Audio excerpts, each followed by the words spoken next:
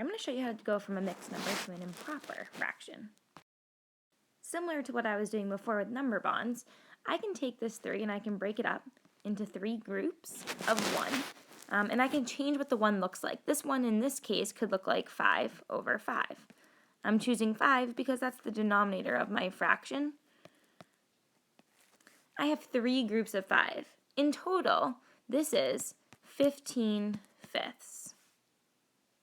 Really what I have here, instead of 3 and 2 fifths, I could call this 15 fifths and 2 fifths, which would then be 17 fifths.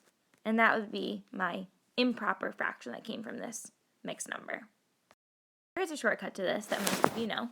Like I said a minute ago, this right here is 17 over 5. We know that for a fact based on what we just did a minute ago.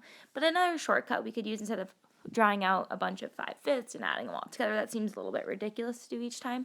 We could simply take our whole number, multiply it by our denominator, so 3 times 5, and then add it to our numerator. So we would have 3 times 5, which is 15, plus 2 is 17. That would become our numerator. Our denominator stays the same. This right here, 17 fifths, is the same exact thing as 3 and 2 fifths. Hopefully that helps. Bye.